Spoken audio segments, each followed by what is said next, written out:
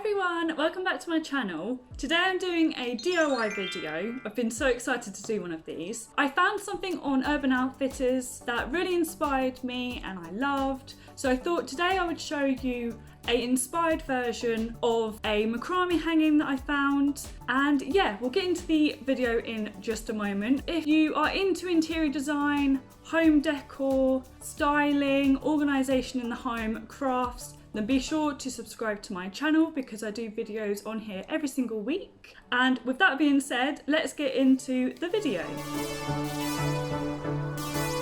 So this is the Urban Outfitters macrame wall hanging that I found and got inspired by.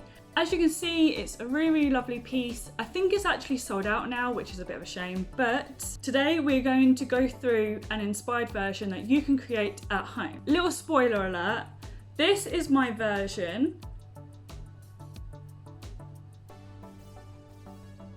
and I didn't practice making this, I just jumped right in and made it for the very first time. Hopefully it will make sense to you as I talk through what's happening because I didn't know what I was doing.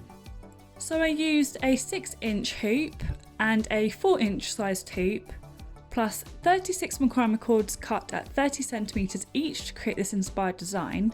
To start, I folded the first cord to create a loop and attached it onto the smaller hoop like so. And then did the exact same thing again with the second cord, going underneath through the loop like so. Now that I had 2 on there, I wanted to go straight ahead and create my first square knot. So taking the right outer cord over the 2 middle, the left outer cord underneath the 2 middle and through the loop.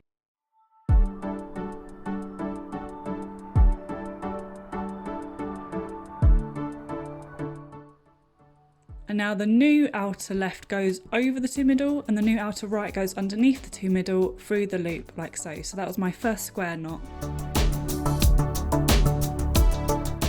So I did this exact process 11 more times and spread them out as I went along.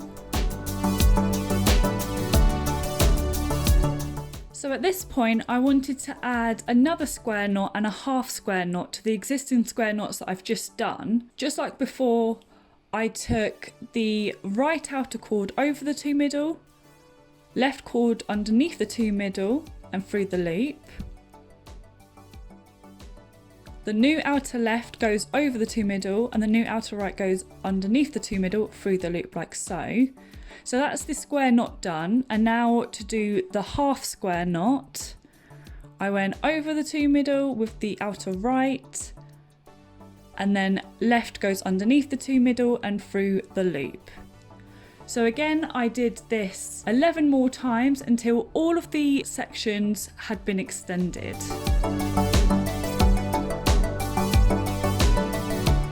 Once all of the square knots were extended, I then brought in the 6-inch sized hoop and started tying the loose cords onto it. I tied the cord up and over, keeping to the left side of the cord, up and over again, crossing over the left bit that I've just done, and then pushing it through like so.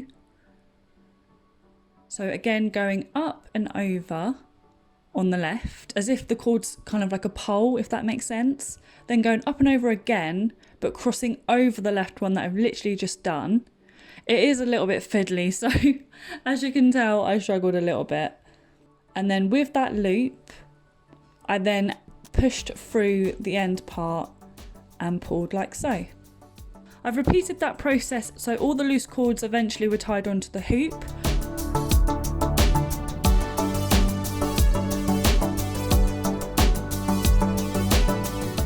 And once they were, I then did a very wide looking square knot underneath every other section. After I figured out that part of the design, I found it really therapeutic to just do the same thing multiple times until it came to the next part of the decision making. Underneath one of the sections which didn't have a square knot end, I started to create the first line of half hitch knots. However, as I was going along, I started to realise that there wasn't enough cord and it was starting to look really stretched.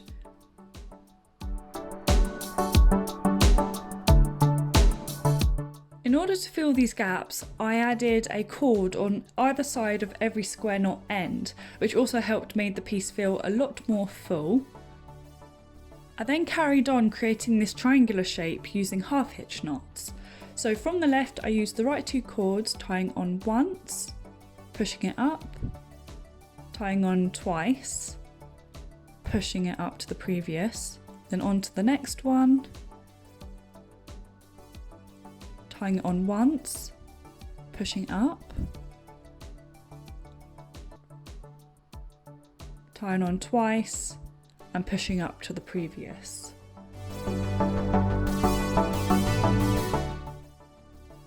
So I kept doing this until I got to the centre point of the square knot end. Then I went to the right section and used the left two cords to create the opposite side of the triangle shape, this time tying the left cord onto the right. So onto the next one, tying on once, pushing it up, tying on again, pushing it up, onto the next one, tying it on once, pushing it up, and tying on twice, pushing it up. I then did the same thing all the way around until I had 6 triangles in total, adding cord either side of the sections with square knot ends, and using the 2 right cords from the left section to make the first half of your triangle shape, and using the 2 left cords from the right section to finish off your triangle. Once all 6 triangles were complete, I wanted to do a second line of half hitch knots just to give it a bit more of a layered boho feel, but I noticed that there were gaps on either side of the triangles that would prevent me from doing that, so I added a cord in between every triangle like so, just to fill it out and make it feel full.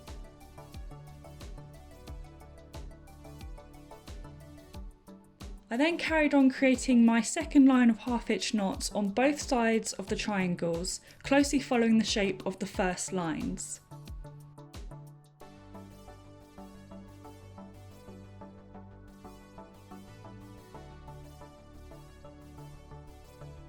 Once I'd finished the second line of half hitch knots, I wanted to make some tassels, so I cut some new pieces of cord and started untwisting them to use the narrower thread. Once I got the desired thickness of the tassel that I wanted, I started gathering all the threads together and then folding them in half to make this shape. You can make them as thick or thin as you want, but I quite like this thickness.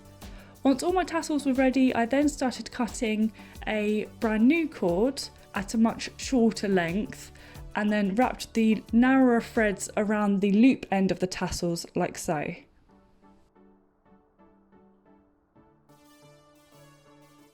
As soon as I was happy with all 3 tassels, I then grabbed the piece again and picked out 3 central cords to tie each one on, going through the head and securing it tightly with a knot.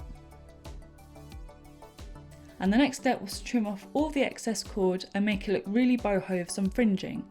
I also wanted to fluff up the edges of my wall hanging just to give it a bit more texture, and then I was done. It just so happened that I had the wooden ring in my stock, so what I did was cut a brand new piece of cord, thread one end of it through the very top of my wall hanging, and then with the other end I wrapped it several times around the wooden ring, and then it was ready to hang.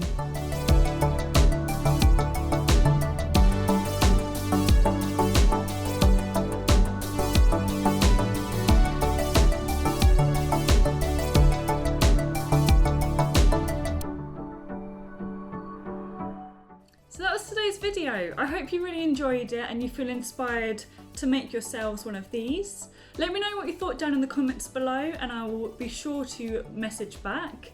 And yeah, have a lovely rest of your day and I shall see you in the next video. Bye guys!